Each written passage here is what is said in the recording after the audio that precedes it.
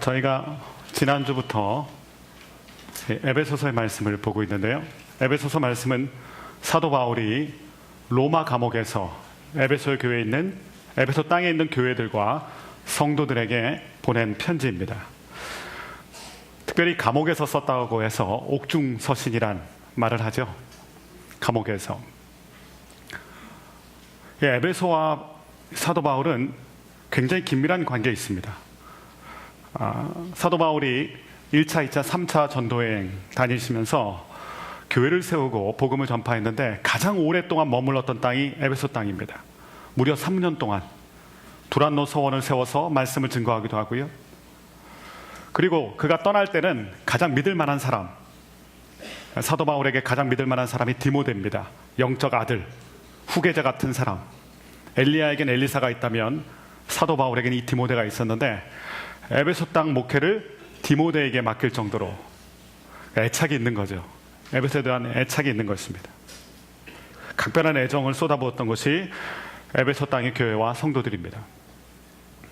이 에베소 땅은 지난주에도 말씀드린 것처럼 동양과 서양이 만나는 곳입니다. 소아시아의 수도였고 관문이었고 동서양 문물이 만나는 곳. 특별히 이 에베소의 랜드마크가 무엇이었냐면 아데미 신전입니다. 역사학자들에 의하면 이 에베소 땅이 아데미 신전을 중심으로 형성되었다고 해요. 그만큼 강력한 우상 숭배의 땅이라고 얘기할 수 있습니다. 그 땅에 어떤 사람들이 있었냐면 지난주 말씀 보니까 성도라고 일컫고 신실한 사람들이라고 말할 수 있는 하나님을 믿는 사람들이 그 땅에 있었다. 그리고 그 땅에 교회가 세워진다. 사도 바울이 로마 감옥에서 이 에베소 교회의 성장을 듣게 됩니다. 폭발적인 성장. 근데 성장만 가지고는 안 되죠. 성장에 걸맞는 성숙이 필요합니다. 신앙의 연륜 중요하죠. 근데 신앙의 연륜에 합당한 신앙의 성숙함이 중요하죠.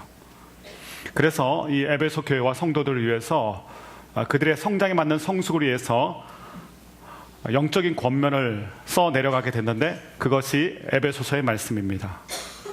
지난주에 저희가 첫 번째 시간을 가졌는데 1절부터 6절까지 사도 바울은 1절부터 6절에서 우리가 하늘의 신령한 복을 받았다. 하늘에 속한 신령한 복. 이 말씀이 중요합니다. 하늘에 속한 신령한 복. 그냥 복이라고 해도 되는데 하늘이란 단어를 썼습니다. 하늘에 속한 복이 있다면 그럼 땅에도 있는 복이 있다는 뜻이죠. 그런데 우리는 크리스찬은 하나님을 믿는 사람은 땅의 복으로 만족하는 인생이 아니라 우리는 비밀처럼 어떻게 보면 숨겨져 있는 것처럼 하늘에 있는 신령한 복, 그 복을 우리는 누리는 사람들이다. 그것을 선포했습니다. 그 복이 무엇이냐면 한마디로 말하면 구원입니다. 구원 사건. 그래서 이 에베소서 1장에는 구원이 어떠한 사건인지를 굉장히 디테일하게 설명합니다. 왜냐하면 구원이 그만큼 중요하니까요. 지난 시간에 구원을 설명하면서 구원은 우리가 하나님 앞에 선택된 것이고 하나님의 양자가 되었다. 이렇게 얘기했습니다. 오늘은 두 번째 시간인데 구원에 대해서 뭐라고 얘기하냐면 구원은 구속, 곧 죄사함을 얻는 것이다. 7절 말씀 볼까요? 오늘 말씀 이렇게 시작됩니다. 7절 같이 한번 보도록 하겠습니다. 시작. 그리스도 안에서 풍성함을 따라 그분의 피로 구속, 곧 죄사함을 얻었습니다. 아멘. 구원이 무엇인지를 설명하는데 구원은 우리가 하나님 앞에 선택되어서 하나님의 자녀가 된 것, 그것이 구원이고요. 또 구원은 구속, 곧 죄사함을 받은 것이다. 구원이 얼마나 아름다운 것이냐면 마치 다이아몬드와 같아요. 다이아몬드는 이렇게 봐도 다이아몬드고 저렇게 봐도 다이아몬드고 각 사방에서 봐도 그 아름다운 결정체가 있대요. 그래서 다이아몬드가 값어치가 있는 것입니다. 근데 구원이 그런 거예요. 구원이라는 사건이 얼마나 놀라운지 이렇게 봐도 우리에게 감동을 주고 저렇게 봐도 감동을 주고. 그런데 지난주에는 이렇게 본 거예요. 구원이란 우리가 하나님의 양자가 되는 사건이다. 자격 없는 자들이 하나님의 예정하심을 입어서 하나님 앞에 픽업돼서 선택돼서 양자 삼으신 사건이다. 근데 오늘은 이쪽에서 본 거예요. 이쪽에서 보니까 구원이라는 사건이 어떤 사건이냐면 구속을 받은 사건, 즉 죄가 해결된 사건이다. 구원이란 죄가 해결된 사건이에요. 죄. 인간의 문제는 죄에 있습니다. 죄 때문에 우리는 하나님과 멀어졌어요. 가까웠던 하나님과 관계가 무너졌습니다. 죄 때문에 우리는 에덴 동산을 잃었습니다. 죄 때문에 우리는 가시 엉겅퀴가 나는 땅에서 수고를 해야지만 열매를 얻을 수 있는 고통이 시작되었습니다. 죄 때문에 우리는 관계가 다 무너졌습니다. 하나님과의 관계가 무너졌을 뿐만 아니라 가장 친밀한 관계인 부부 관계에도 무너지고 부모 자녀 관계도 무너지고 죄의 결과로 말미암아 가인과 아벨이 싸우게 되고 다툼하게 되고 가인은 아벨을 죽여버리고 관계가 모두 무너진 거예요. 이 죄, 인간의 모든 문제는 사실 죄에 있습니다. 성경 모든 문제의 근원을 죄로 얘기합니다. 근데 이 죄의 뿌리에 누가 있냐면 마귀가 있어요. 마귀는 쉽게 말하면 악덕 고리대금 업자 같아요. 죄를 짓게 할 땐 유혹합니다. 죄를 왜 잘 짓는 줄 아세요? 죄 지어도 아무런 일이 일어나지 않을 것 같으니까. 죄를 지으면 오히려 내 기분이 좋아지고 죄를 지으면 나에게 어떤 무엇인가 생길 것 같고 미끼, 죄는 미끼예요. 근데 한번 걸려들면 그 안에 갈고리가 있기 때문에 빠져나오질 못해요. 죄가 그러한 악한 능력이 있는 것입니다. 마귀가 그 유혹으로 말미암아 죄를 첫사람 아담에게 집어넣게 됩니다. 거기서 끝난 게 아니라 아담의 후손에게 그 죄가 유전되는 것처럼 죄의 유전자가 죄성이 인류 모두에게 뿌리 깊게 흘러간 거예요. 이것이 죄의 능력입니다. 죄가 한번 우리를 점령한 다음엔 우리는 죄의 노예가 됩니다. 죄의 종이 됩니다. 노예의 슬픔이 뭔지 아세요? 시키는 대로 해야 돼요. 반항 못합니다. 노예는. 죄의 종이 되었다는 것은 죄가 시키는 대로 해야 되는 거예요. 그리고 그 죄가 우리 영혼 깊숙이 씨앗처럼 숨겨져 있기 때문에 씨앗을 심으면 그 씨앗이 열매를 맺는 것처럼 죄의 씨앗이 있기 때문에 죄가 흘러나와요. 마치 독초를 우리가 씹으면 독초를 계속 씹는다고 좋은 게 나올까요? 씹을수록 독이 나옵니다. 죄가 우리 안에 심겨졌기 때문에 우리의 입에서, 우리의 행동에서, 우리의 눈빛에서 죄가 끊임없이 흘러나오는 거예요. 그런 유명한 말이 있잖아요. 우리가 죄를 지어서 죄인이란 타이틀을 갖게 된 게 아니라 죄인이기 때문에 죄를 짓는다. 성경적으로 굉장히 맞는 말이죠. 이 죄가 얼마나 고약한지는 우리 어린아이들이 잘하는 거 보면 알아요. 가르쳐주지 않았는데도 죄를 짓잖아요. 자연스럽게 죄를 짓습니다. 마치 옷을 탁 털면 먼지가 폴폴 나는 것처럼 우리를 탁 건드려 보면 죄가 쏟아져 나와요. 보통 사람이 하루에 3만 개 이상의 생각을 한답니다. 보통 3만 개 이상을 생각한답니다. 그런데 그 생각의 대부분이 다 악하고 더럽고 죄된 생각이라는 거예요. 그렇게 우리한테는 끊임없이 죄가 흘러나옵니다. 왜냐하면 우리의 정체가 죄인이기 때문에 그래요. 죄의 씨앗, 아담으로부터 시작된 그 죄가 우리를 사로잡고 있기 때문에 그렇습니다. 근데 더 비극적인 게 있어요. 이 죄에서 해방되고 싶은데 죄인은 죄에서 해방될 수가 없어요. 죄인은 죄의 문제를 어쩌지 못합니다. 이것은 마치 늪에 빠진 사람과도 같아요. 늪에 빠진 사람은요, 발버둥 치면 칠수록 늪 속으로 빠져들어가게 돼 있어요. 그러니까 죄에 한번 우리가 붙잡혔기 때문에 우리가 발버둥 쳐봤자 죄의 늪에서 빠져나오지 못합니다. 그럼 방법은 하나죠. 죄인 아닌 사람이, 늪에 빠지지 않은 사람이 우리에게 손을 뻗어서 우리를 구해줘야 됩니다. 생명줄을 던져서 우리를 구해줘야 됩니다. 그 생명줄이 예수 그리스도입니다.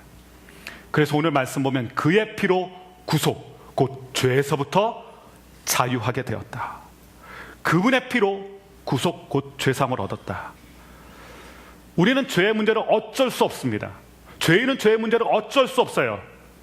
그러나 죄에서부터 자유케 하는 것이 있습니다. 그분의 피. 그분의 피. 예수 그리스도의 보혈. 예수님이 이렇게 말씀하셨어요. 마태복음 26장 28절 같이 한번 읽어보겠습니다. 예수님께서 하신 말씀이죠. 같이 한번 읽어보겠습니다. 시작. 이것은 죄사함 흘리는 내 피, 곧 언약의 피다.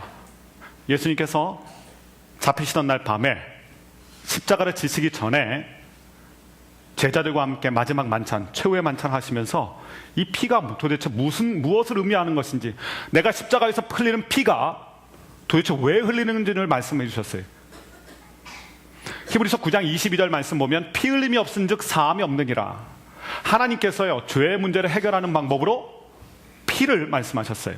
그래서 구약 성경 보면 제사가 나오는 거예요. 제사의 특징이 무엇입니까? 제사에 드릴 제물을 잡아서 피를 뿌린다는 거예요. 피를 뿌려서 우리의 죄를 가리우는 것입니다. 그런데 히브리서 말씀 보면 이것은 그림자 같다고 그랬죠. 예수 그리스도의 피, 하나님의 유월절의 어린 양의 피, 단번에 뿌리신 그 피, 성소로 그래서 우리가 담대하게 들어간다. 이 피, 죄를 우리가 어쩔 수 없어요. 근데 죄는 덮어져야 돼요. 근데 이게 무엇으로 덮냐면 피로 덮는데, 예수님께서 말씀하시길 나는 죄 사함을 위해서 많은 사람을 위해서 내 피를 흘린다. 피 흘림이 없이는 죄 사함이 없기 때문에 이 피, 마치 눈이 소복하게 내리면요 온 세상이 하얗게 돼요. 물론 온 세상은 다 검었습니다. 먼지투성입니다. 연탄재도 많고요, 쓰레기도 많고요. 그런데 눈이 내리면 일단 보기에는 다 덮여 새하얗잖아요. 마치 그런 거라는 것입니다. 우리 안에 죄가 덕지덕지 붙어 있지만 예수의 피, 유월절 어린 양 되시는 예수의 피가 우리를 덮으시면 우리의 그 더러운 의가, 더러운 죄의 문제들이 덮인다는 것입니다. 죄를 사해 주신다. 죄를 덮어 주신다. 그 구속, 죄 사함을 위해서 주님께서 무엇을 하셨냐면 피를 흘리셨어요. 그러니까 우리 입장에서 보면 구원받은 것이 하나님의 은혜예요. 내가 한 거 하나도 없어요. 그런데 하나님 입장에서 보면 값비싼 희생의 대가가 있었던 거예요. 구원을 우리가 공짜라고 얘기하지만, 우리 입장에서는 공짜같이 취급되지만, 그러나 하나님 입장에서 보면 독생자 예수 그리스도께서 피를 흘리신 사건, 십자가에서 죽으신 사건이라는 거예요. 그거와 맞교환한 거예요. 특별히 오늘 말씀 보면 7절 말씀 보십시오. 구속이라는 단어가 나옵니다. 구속 곧 죄사함. 구원이란 우리가 죄에서부터 자유케 되는 것인데, 이것을 구속이라는 단어를 썼습니다. 이 구속이라는 단어는 에베소 교인들은 딱 알아요. 들으면 무엇을 의미하는지. 저희들은 어려운 단어예요. 이 구속이라는 단어는 로마 시대의 노예하고 상관이 있습니다. 로마가 다스리던 시대에는 노예가 많았어요. 로마인을 시중드는 노예들이 굉장히 많았습니다. 역사에 의하면 한 600만 명이 넘을 정도로 굉장한 숫자의 노예들. 근데 노예의 비극이 무엇이냐면요, 주인이 하라는 대로 해야 되고요, 이 노예라는 신분에서 벗어날 길이 없습니다. 본인 스스로는. 그리고 자기의 자녀들도 당연히 노예가 돼야 되고요. 이게 노예의 비극인데, 노예가 그 노예에서 벗어날 수 있는 유일한 길이 있습니다. 그것은 주인이 노예를 위해서 어마어마한 돈을 지불하고 노예를 산 다음에, 그 다음에 노비 문서, 노예 문서를 없애버릴 경우에, 값을 치르고 노예를 사서 그 노비 문서를 없애는 경우에는 이 노예도 자유인이 됩니다. 그때 이 마지막 결정, 노비 문서를 없애면서 너는 이제 자유인이다 라고 선포하는 것, 그게 구속이라는 단어예요. 값을 다 치렀기 때문에, 내가 너를 위해서 돈을 냈기 때문에 이 노예 문서 너와 상관이 없다. 그때 마지막 선포하는 게 구속이라는 단어입니다. 구속. 그러니까 구속에는 자유라는 단어가 숨겨져 있지만 이 자유를 위한 대가 지불이 있는 거예요. 죄사함이라는 은혜가 있기 위해서는요, 희생이라는 대가가 있다는 것입니다. 그런데 그게 희생이 무엇이냐면 예수 그리스도의 보혈이라는 것입니다. 그래서 예수님께서 십자가에서 달려 돌아가실 때 그 유명한 일곱 마디 말씀하시지 않습니까? 가상칠언. 그 가상칠언 중에서 다 이루었다라고 말씀하신 게 있어요. 다 이루었다. 쉽게 말하면 이 말이 무엇이냐면 다 갚았다는 뜻입니다. 죄의 값을 다 갚아버렸다. 네가 노예인, 너의 노예값을 다 갚아버렸다. 그러므로 너는 자유자다. 그래서 오늘 말씀처럼 우리가 얻은 구원, 그 놀라운 구원의 핵심은 무엇이냐면 죄가 없어졌다는 거예요. 죄가. 저와 여러분 죄 아래 있지 아니하고 은혜 아래에 있는 줄로 믿습니다. 이게 구원이에요. 구원이란 것은 죄가 우리를 어쩌지 못하는 상태, 그게 구원 사건입니다. 근데 이 구원 사건을 경험하면 어떤 일이 벌어지는가? 오늘 8절 9절, 죄가 없어진 사람에게는 어떤 일이 벌어지는지를 얘기하는데 8절 9절 말씀을 같이 한번 읽어보도록 하겠습니다. 같이 읽겠습니다. 시작. 하나님은 우리에게 그리스도 예수 안에서 미리 세우신 하나님이 기뻐하시는 뜻을 따라 하나님의 뜻의 비밀을 우리에게 알리셨습니다. 지혜와 총명을 넘치게 하신다. 죄 사함을 받은 사람에게 하나님이 무엇을 주시냐면 하나님의 지혜도 부어주시고 하나님의 총명도 부어주세요. 그러니까 죄 아래 있다면 어떤 현상이 일어나냐면 아둔하게 돼요. 죄는 우리를 마비시킵니다. 우리의 영적인 감각을 마비시켜요. 그래서 죄를 우리가 쌓아두면 안 됩니다. 회개를 생활해야 돼요. 죄를 쌓아두면 영적인 감각이 마비되기 시작합니다. 지혜가 없어져요. 무뎌지는 것입니다. 똑똑하다고 생각하지만 헛똑똑이가 되는 거예요. 그런데 예수 그리스도의 보혈로 죄는 피로 해결해야 되는데 예수 그리스도의 보혈이 우리의 그 죄의 문제를 해결하니까 하나님께서 지혜와 총명을 부어주세요. 하나님은 아무에게나 지혜와 총명을 부어주지 않습니다. 이 지혜와 총명, 이것은 영적인 센스입니다. 영적인 분별력입니다. 그런데 이 영적인 분별력, 영적인 감각을 아무에게나 부어주는 게 아니에요. 죄의 문제가 해결된 사람, 죄에 대해서 민감한 사람, 그 사람에게 하나님의 마음을 부어주고요, 하나님의 지혜를 부어주고 하나님의 총명을 부어줍니다.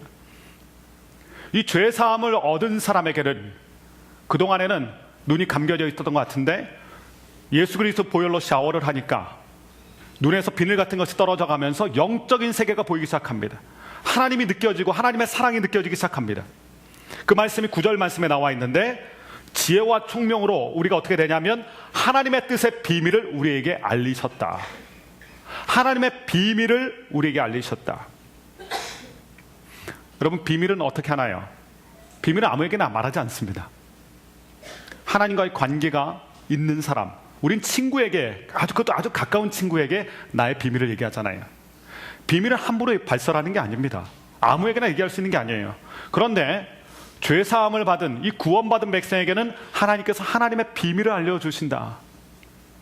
죄는 하나님과 우리의 사이를 멀게 만들지만 예수님의 보혈은, 구원 사건은 우리와 하나님의 사이를 가깝게 만듭니다. 예수님의 피가 우리를 하나님과 가깝게 만드는 거예요. 구원 사건은 쉽게 말하면 하나님과 친해지는 것입니다. 그래서 하나님의 뜻을 알게 돼요. 하나님의 뜻. 오늘 말씀에는, 저희 말씀에는 하나님의 뜻의 비밀 이렇게 나왔는데 개역 개정 성경, 옛날 성경에 보면 이 경륜이라는 단어를 쓰죠. 경륜. 하나님의 경륜을 알게 된다. 이 하나님의 경륜, 하나님의 뜻, 이것이 무엇이냐면 하나님의 경영 법칙이란 뜻입니다. God's administration. 그러니까 이 역사, 인생을 향한 하나님의 운행하심이 있어요. 역사를 향한 하나님의 뜻이 있습니다. 역사가 마음대로 올라가는 게 아니라 하나님의 손 안에서, 하나님의 뜻 가운데. 그런데 하나님의 자녀, 구원 사건이 있기 전에는 그게 안 보여요. 영적인 까막눈입니다. 뭐 이렇게 살다가 가는 거지. 이렇게 살다 가는 거지. 죄의 노예로 있을 때는 아무것도 몰라요. 그래서 인생에 대해서 수수께끼라고 얘기합니다. 인생은 미완성이라고 얘기합니다. 미로와 같다고 얘기합니다. 그런데 죄가 해결되고 하나님의 구원 사건을 경험하게 되면 지혜와 총명이 생겨서 하나님의 뜻이 보이기 시작하고 역사를 주관하시는 하나님의 움직임, 그것이 보이게 돼요. 그렇다고 우리가 막 어떤 미래학자가 된다는 뜻이 아닙니다. 무슨 뜻이냐면 우리가 하나님께로부터 와서 이 땅에서 하나님의 뜻을 이루고 우리의 마지막은 하나님께로 간다는 것. 모든 철학의 질문이 뭔지 아세요? 나는 어디서 왔는가? 나는 도대체 누군가? 그리고 나는 어디로 가는가? 죽음이란 도대체 뭔가? 삶이란 무엇인가? 제가 철학 전공이거든요. 다 이 질문이에요. 제가 철학을 전공했습니다. 다 이 질문이에요. 이 질문을 형이상학으로 존재론적으로 막 하는 것뿐이죠. 논리학으로. 그런데 우리가 하나님을 깨닫게 되는 순간, 죄의 문제가 해결되는 순간, 예수 그리스도를 우리의 삶의 주인으로 받아들이는 순간에 이 모든 것이 한 번에 깨달아져요. 아, 내 인생이 의미가 있구나. 어쩌다 태어난 인생이 아니구나. 하나님이 나를 이 땅에 보내셨구나. 하나님이 살아계시구나. 나는 이 땅에 살다가 하나님 곁으로 가는구나. 그래서 나는 이 땅에서 하나님의 대사로 살아야지. 뭐 이런 인생에 대한 해안이 생기는 것입니다. 왜 살아야 되는지를 깨닫게 되는, 그것을 하나님의 뜻의 비밀이라고 얘기하는 것입니다. 근데 이게 어쩌다 되는 게 아니라요, 내 인생이 예수 그리스도의 보혈로 샤워가 돼야 돼요. 죄의 문제가 확 벗겨져야 됩니다. 이것은 마치 창문에 먼지가 많이 껴있을 때 아무것도 안 보이는 거와 마찬가지예요. 저희가 이제 겨울을 지나서 봄이 됐는데 봄에는 대청소를 하잖아요. 대청소할 때 물걸레질도 하고 창문을 닦기도 하고, 우리가 지난번엔 교회 대청소도 했는데, 그런데 창문에 먼지가 가득 차 있으면 밖이 잘 안 보입니다. 깨끗하게 안 보여요. 그런데 물로 싹 씻어내고 깨끗하게 청소하면 환하게 보이죠. 아름다운 자연도 보이고. 그런 것처럼 우리의 마음의 영혼의 창, 영혼을 죄가 가득 채우고 있었는데 예수 그리스도의 보혈로 샤워를 시키니까, 깨끗하게 씻겨 내려가니까 인생이 보이기 시작하는 것이고, 내 인생을 향한 하나님의 뜻이 보이는 것이고, 하나님의 사랑이 느껴지고, 역사의 흐름 가운데 운행하시는 하나님의 오묘한 섭리, 그것을 섭리라고 그러죠. 그게 느껴지기 시작하고, 잘은 모르겠지만 하나님 살아계신 거 분명히 알고, 이게 느껴지는 것을 오늘 말씀에선 사도 바울은 이것을 하나님의 뜻의 비밀이 드러났다고 얘기하는 것입니다. 쉽게 말하면 구원받으면 하나님이 느껴진다는 거예요. 구원받으면 하나님의 손길이 느껴지고, 하나님의 사랑이 느껴지고, 그 사랑의 핵심인 예수 그리스도에 대한 열정이 생기고, 예수님을 사랑하게 되고, 예수님 만나기 전엔, 문제를 해결하기 전에는 처세술이 인생의 답인 줄 알아요. 이렇게 살아야 된다, 저렇게 살아야 된다. 세상은 사람들이 다 처세술이 있잖아요. 그리고 돈이 인생의 행복이다, 명예가 인생의 최고의 가치다, 건강이 인생의 최고의 가치다. 인생 최고의 가치를 돈과 명예와 건강과, 그런데 예수님 만나고 보니까 달라지는 거예요. 죄의 문제가 해결되고 하나님이 보이기 시작하니까 그때부터는 달라진 것입니다. 내가 신주단지처럼 붙잡고 있던 그 모든 것이 가짜여 신기루인 걸 알게 돼요. 내가 정말 목숨 걸고 붙잡아야 될 것이 무엇인지 깨닫게 돼요. 자녀도 아니요, 돈도 아니요, 명예도 아니요, 건강도 아니요, 내 인생에서 정말 놓쳐서는 안 되는 것, 그분이 바로 예수 그리스도인 것을, 죄를 씻겨 내려가면, 죄가 떨어져 나가면 그때야 그것이 명쾌하게 보이는 지혜와 총명이 임하게 된다는 것입니다. 이게 죄의 문제가 해결되면 드디어 보이기 시작하는 거예요. 구원을 얻게 되면 보이기 시작한다는 것입니다. 그리고 그 하나님의 비밀 알게 되는데, 그 비밀의 핵심이 10절 말씀에 나와 있습니다.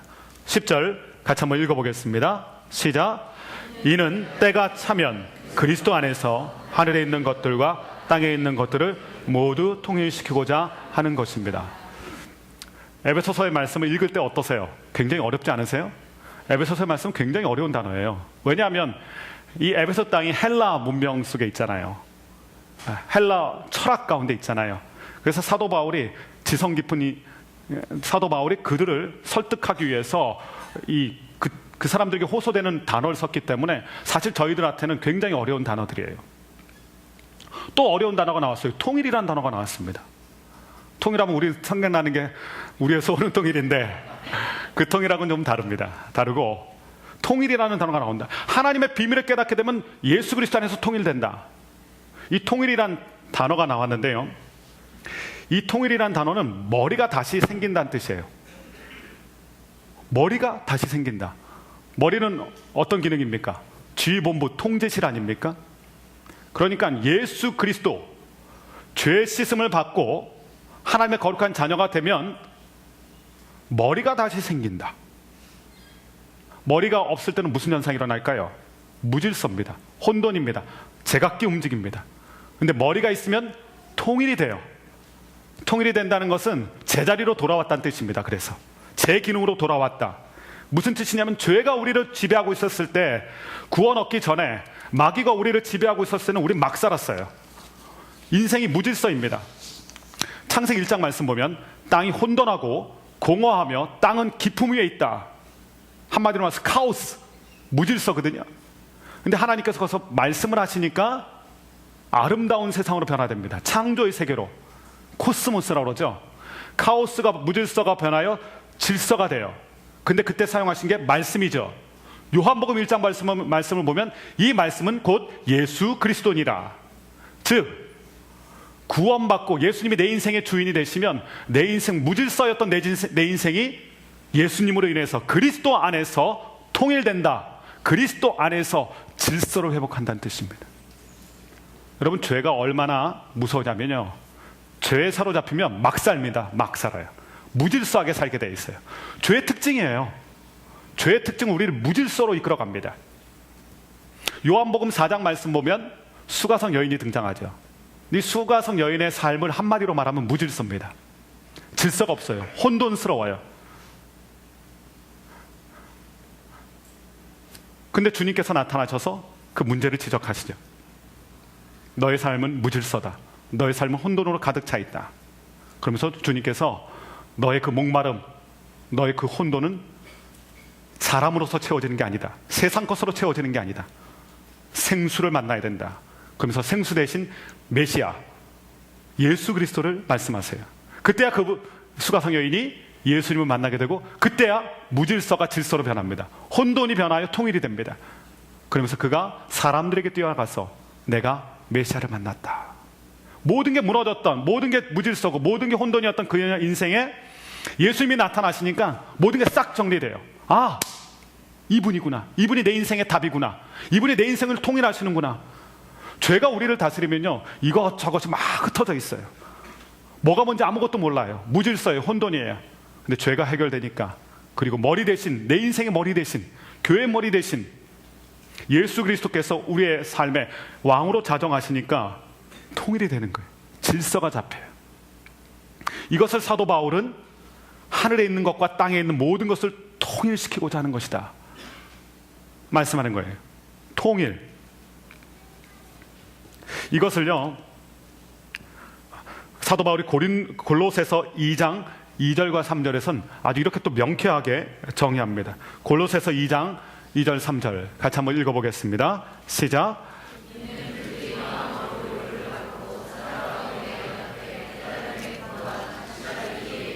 풍성에 이르러 하나님의 비밀인 그리스도를 온전히 알게 하려는 것입니다. 그리스도 안에는 지혜와 지식의 모든 보화가 감춰져 있습니다. 골로새서 2장 2절 말씀 보면 읽어도 무슨 말인지 잘 몰라요. 너무 어려운 단어들이 쭉 계속 등장하기 때문에. 그런데 이것만 기억하시면 돼요. 하나님의 비밀인 그리스도를 알게 하려는 것이고, 그리스도 안에는 모든 지혜와 지식의 보화가 감춰져 있다. 하나님의 비밀, 그 핵심은 예수 그리스도다. 예수 그리스도를 만나는 순간에 우리는 하나님의 복으로 충만하게 된다. 지금 에베소서의 말씀과 골로새서의 말씀이 같은 맥락에서 사도 바울이 쓰고 있었던 거예요. 사도 바울이 강조하고 싶은 것이 무엇이냐면, 우리가 받은 구원은 놀랍고 아름다운 것인데 그 구원은 우리에게 죄가 해결됐다는 것이고, 그 죄가 해결되면 우리에게 지혜와 총명이 임하는데, 그래서 지혜와 총명으로 인생이 해석되기 시작하는데, 그 키가 바로 예수 그리스도라는 것입니다. 그리스도 안에서. 그래서 에베소서 말씀 보면 반복되는 말이 있어요. 그리스도 안에서, 그리스도 안에서, 그리스도 안에서. 사도 바울이 의도적으로 계속 쓰는 거예요. In Christ. 우리의 인생의 해답이 바로 예수 그리스도다. 그러니까 예수님을 만나면요, 인생이 해석되기 시작합니다. 과거의 아픔과 슬픔도 해석이 돼요. 아, 그래서 내가 그때 그 엄청난 고통의 시간들이 나에게 있었던 거구나. 예수님 아니면 해석이 안 돼요. 아, 나한테 이런 문제가 있는 것도 이것 때문이구나. 예수님 안에서 내가 주님의 풍성함을 누리기 위해서. 그러니까 예수 그리스도란 단어 안에서 해석이 돼요. 무슨 문제를 풀려면 문제를 풀 만한 실마리가 있어야 되잖아요. 인생의 실마리, 그것을 바로 예수 그리스도로 주셨다는 것입니다. 그런데 죄 사함을 받아야, 죄의 문제가 해결돼야 이것이 눈에 확 뜨면서 보이게 돼요. 죄가 우리를 가리고 있을 때는, 죄가 우리를 덮고 있을 때는 아무것도 보이지 않아요. 근데 구원을 얻는 순간에 이 모든 것이 한 번에 깨달아지고 알게 되고, 예수 그리스도가 내 인생 해답이라는 확신을 갖게 된다는 것입니다. 이것이 구원 사건이에요. 사도 바울은 1장 말씀 보면, 에베소서 1장 말씀 보면, 이 에베소서가요, 로마서하고 패턴이 비슷합니다. 처음엔 다 교리예요. 교리. 나중엔 삶에 대해서 얘기하지만 로마서 말씀처럼 교리에 대해서 얘기하고, 그 다음에 어떻게 살아가야 되는지. 에베소서도 마찬가지예요. 교리에 대해서, 우리의 믿음의 뼈대를 세우는 이 신학에 대해서 얘기하는데, 거기에 핵심이 무엇이냐면 구원 사건이에요. 이 구원이 얼마나 놀랍고 아름다운 것인지를 깨달아야 그 깨달음 가운데서 성숙한 삶이 나와요. 구원의 의미를 깨달지 못하면 삶도 없어요. 근데 우린 너무 급해요. 구원 소식은 빨리 넘어가려고 그래요. 빨리 어떻게 살아가야 되지? 그런데요, 진리를 깨달아야 진리에 합당한 거룩한 삶이 나오는 것이거든요. 그래서 사도 바울은 에베소서를 시작하면서 에베소 성도들의 성숙한 신앙을 위해서 너희가 받은 그 구원이 얼마나 아름답고 하나님 앞에서는 얼마나 은혜로운 사건이며 하나님께서는 그것을 위해서 얼마나 큰 희생을 치렀는지를 먼저 깨달으라는 거예요. 그래서 우리 1장 말씀 보면 지난주에도 구원 사건, 오늘도 구원 사건. 근데 구원이 무엇이냐면 죄가 해결되는 것이다. 죄가 해결. 그리고 더 나아가서 죄가 해결될 뿐만 아니라 구원 사건은 우리가 하나님의 특별한 소유가 되는 사건이다. 하나님의 것이 되는 사건이다. 11절 말씀에 기록이 되어 있습니다. 오늘 말씀 11절 같이 한번 읽어보겠습니다. 시작. 그리스도 안에서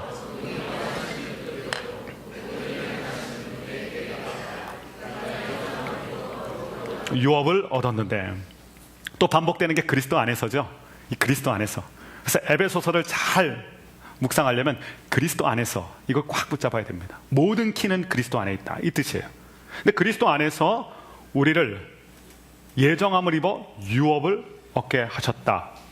유업. 유업이란 단어는 무슨 뜻이냐면 소유란 뜻입니다. 소유. 즉 우리가 유업이 되었다는 것은 우리가 하나님의 것이 되었다는 것입니다. 우리는, 저와 여러분은 하나님의 소유였다는 것입니다. 소유가 되었다는 것입니다. 자, 그렇다면 그 전엔 누구의 소유였나요? 하나님의 소유 전에는 죄의 노예, 죄의 종, 마귀의 것이었습니다. 그래서 성경 말씀 보면 너희는 진노의 자녀였다라는 표현 나오잖아요. 진노의 자녀. 우린 죄에 붙잡혀 있었기 때문에 우리가 부인하고 싶어도 어쩔 수 없어요. 우리는 죄의 종이었고 진노의 자녀였어요. 그런데 죄 사함을 얻는 이 구원의 사건을 통해서 우리의 영적인 스테이터스가 바뀝니다. 신분이 바뀌는데 하나님의 것이 됐어요. 마귀의 것이었는데 하나님의 것이 됐어요. 에덴 동산에서 마귀가 유혹했던 게 뭡니까? 너희 이거 선악과를 먹어라. 그럼 너희는 하나님처럼 될 것이다.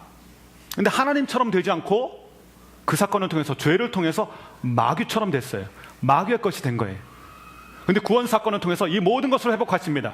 너희는 하나님의 것이 되었다. 본래 자리로 돌아가는 거예요. 하나님의 것으로, 하나님의 소유로. 구원 사건이란 이것입니다. 본래 제자리를 찾는 것, 내 자리로 돌아가는 것. 나는 마귀의 종이 아니라 하나님의 자녀다. 하나님의 것이다. 하나님의 소유다.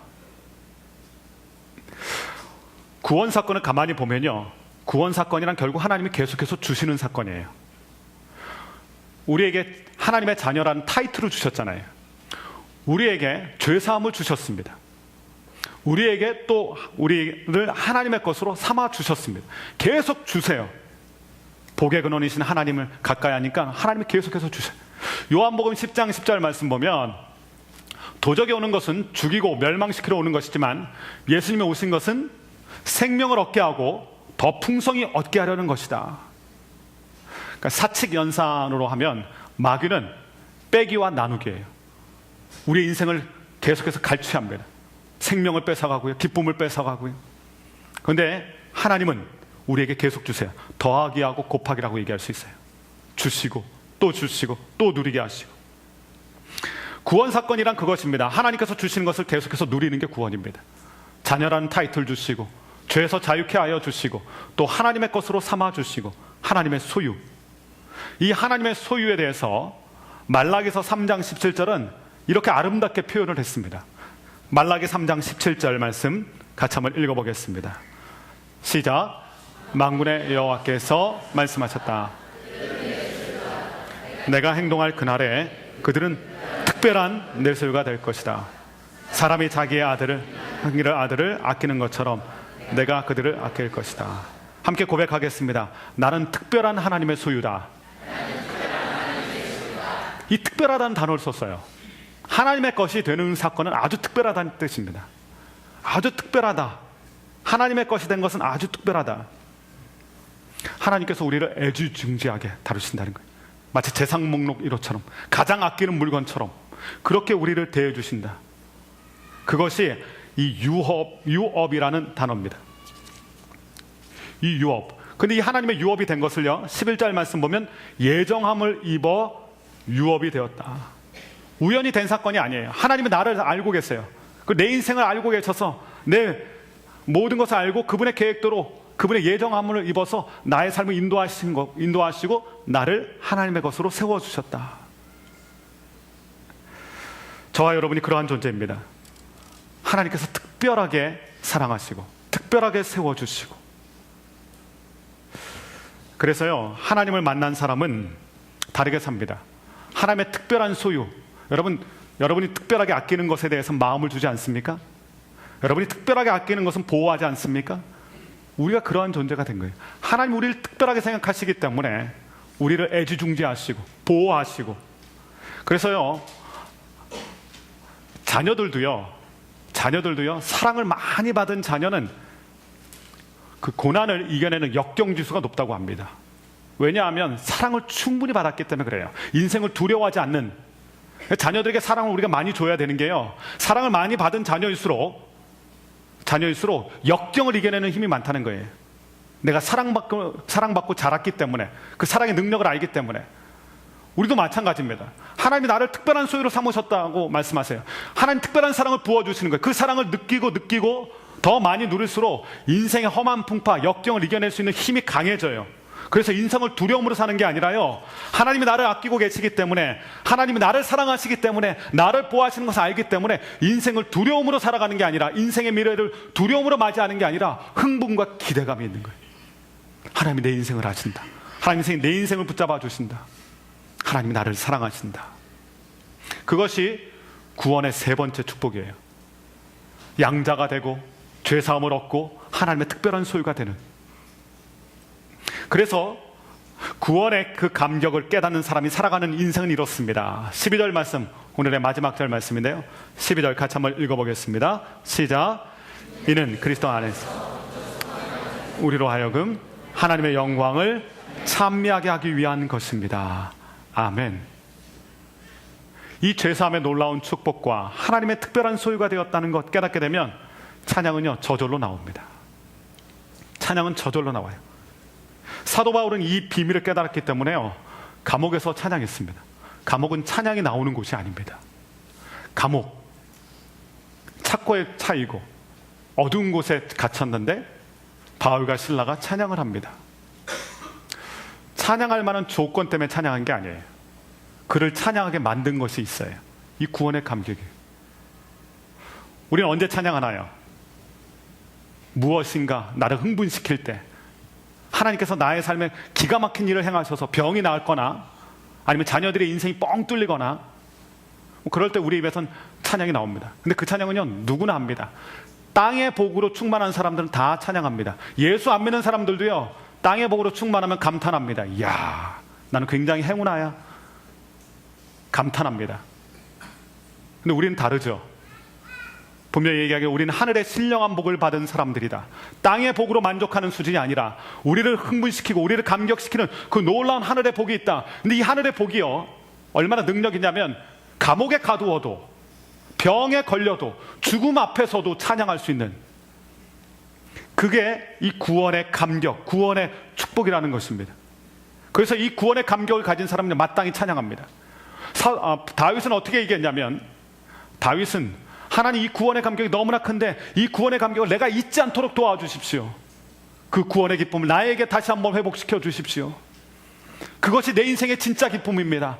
그것이 내 인생의 진짜 찬양입니다. 왕이 되었다고 신나서 춤춘 게 아니에요. 그 하나님의 법궤가 들어올 때 구원의 감격, 하나님에 대한 감격 때문에 그가 춤을 추고 찬양하고, 그의 찬양은요, 수준 낮은 찬양이 아니었습니다. 땅의 복으로 찬양한 게 아니라 하늘의 복이 그를 흥분시켰어요. 여러분은 무엇이 여러분을 흥분시키십니까? 저 여러분 무엇 때문에 흥분하고 찬양합니까? 건강해져서, 자녀들이 대학 합격해서, 무엇인가 그럴듯한 게 나에게 주어져서? 그 찬양은요, 세상 사람도 다 아는 찬양이에요. 그런데 하늘에 속한 사람은, 구원의 감격을 아는 사람은 상황과 조건을 초월해서 이 찬양이 있다는 것입니다. 이 찬양. 베드로전서 2장 9절에서는요, 베드로는 또 이렇게 고백합니다. 같이 한번 베드로전서 2장 9절 같이 한번 읽어보겠습니다. 시작. 그러나 여러분은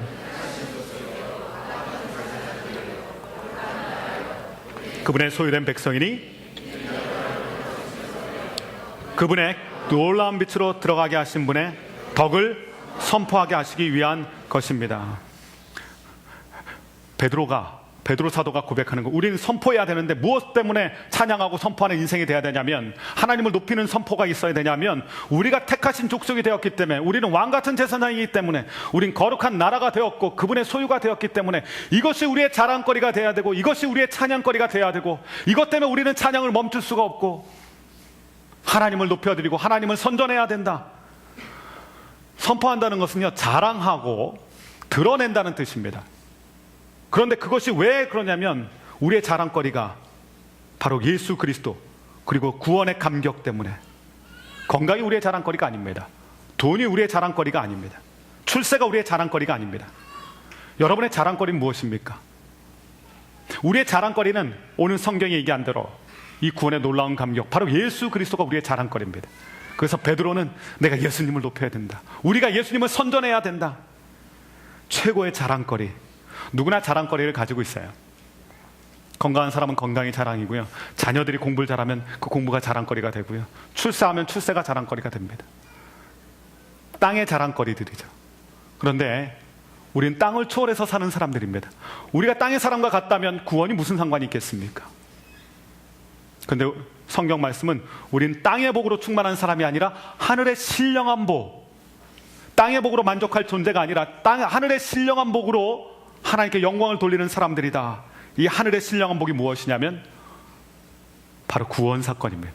하나님의 양자가 되고 죄가 해결되었고 우리가 하나님의 특별한 소유가 되었다는 것, 이것이 우리의 인생의 자랑거리고 우리가 누려야 될 축복이고, 이것 때문에 우리는 찬양을 해야 되고, 저와 여러분의 자랑거리는 예수 그리스도가 되시길 주님의 이름으로 축원합니다. 일평생 우리 하나님만 자랑하고 이 구원을 높이 찬양하는 사람들, 믿음의 사람들이 되실 수 있기를 간절히 축원합니다. 기도하겠습니다. 하나님 아버지, 우리에게 주신 복이 너무나 크고 놀라운데 하나님, 우리는 땅의 복만 쳐다보고 살았습니다. 하나님, 땅의 복으로 충만할 때 우리는 자랑했고, 땅의 복이 있을 때야 우리는 찬양하는 사람들 같았고, 그러나 하나님, 우리의 진정한 자랑거리, 우리가 정말 노래하고 기뻐하고 드러내야 될 것은 우리 같은 사람을 구원해 주신 주님의 사랑, 우리 같은 사람을 위해서 피를 흘려주신 주님의 죄사함을 위하여서 흘리신 그 피, 그 놀라운 구원의 감격, 하나님, 이것이 우리의 진짜 자랑거리가 되게 하여 주시고 이것이 우리의 찬양의 제목이 되게 하여 주시옵소서. 예수님의 이름으로 감사드리며 기도하였습니다. 아멘. 매워